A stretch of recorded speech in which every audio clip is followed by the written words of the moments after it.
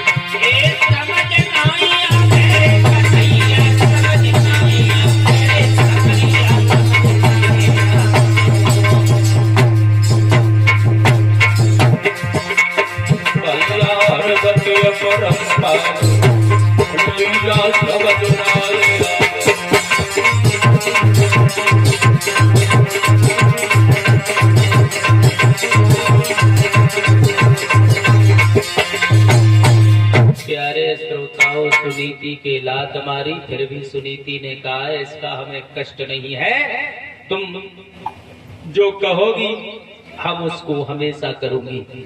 2 रोटी हमें सिर्फ देती रहना, मैं तुम्हारे पुत्र को खिलाऊंगी, सारे घर का कार्य करूंगी, लेकिन डोला से कदम नीचे रखो। सुरजी ने जब ऐसे वचन सुने तो कहा इसका मतलब है बूढ़ी बिल्ली भक्तन बनकर के चिड़िया घर में रहना चाहती है? तुझे हम अपना पुत्र खिलाने के लिए दूंगी, अगर तुझे हमने अपना पुत्र खिलाने के लिए दे दिया ना तो तू उसे गला घोट के मार डालेगी, हरगिज ऐसा नहीं होगा। सुनीति ने फिर दोनों हाथ जोड़े, कहा महारानी अगर डोला वापस जाएगा तो पति की बड़ा बदनामी होगी। तो सुरजी ने कहा मेरा एक विचार है, अगर तू हमें इस महल के अंदर रखना चाहती है ना तो एक काम कर। क्या? तो कहा है कि तू इस घर को छोड़ करके और उसके बाद में खेतों पे जाकर के तुझे रहना पड़ेगा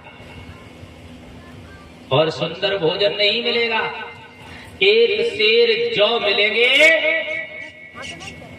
और वो भी सब्जी साथ में नहीं मिलेगी, नमक के साथ में उन्हें चाहे पीस करके खा लेना, चाहे उबाल करके खा लेना, चाहे रोटी बना के खा लेना।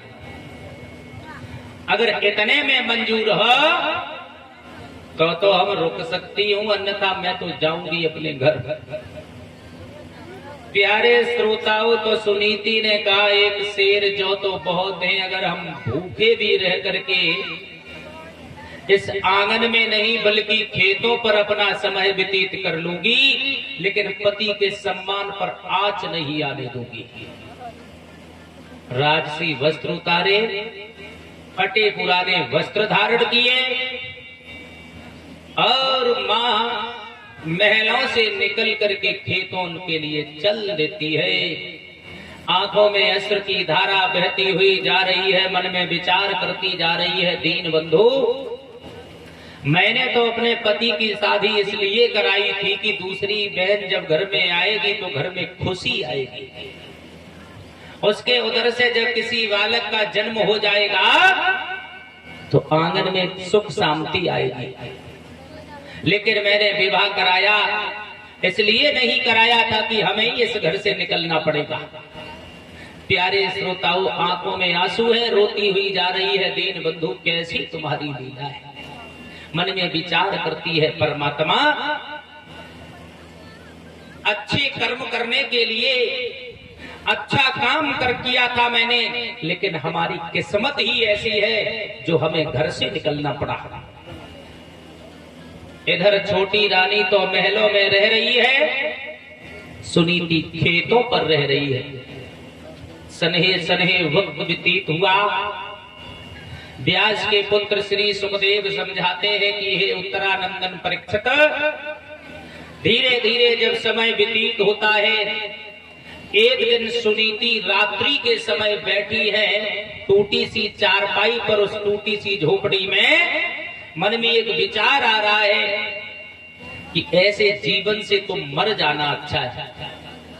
और परीक्षित, जब प्राणी अपने जीवन में निरस्ता महसूस करता है, जिस डाली को पकड़ता है वो जब टूट जाती है, जिस दरवाजे को देखता है वो जब बंद नजर आता है, तो जीवन में आत्महत्या करने की सुहाती है।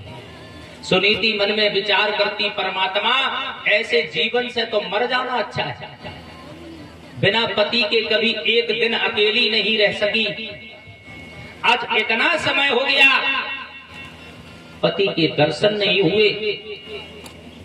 टूटी सी झोपड़ी से निकल करके वो मां आज जंगल में मरने के लिए चली गई। रास्ते में जब पहुंची है तो एक आवाज लगाती जा रही है, दीन बंधु कैसी तुम्हारी लीला है। अपने पति को याद करती हुई कहती है कि हे प्राणनाथ हमें क्षमा कर देना। रोती हुई आज वो मां जंगल में जब आगे को बढ़ी है तो एक आवाज लगाती है कि मोए याद पिया तेरी आई रही है, मैं तो आई रही हूँ।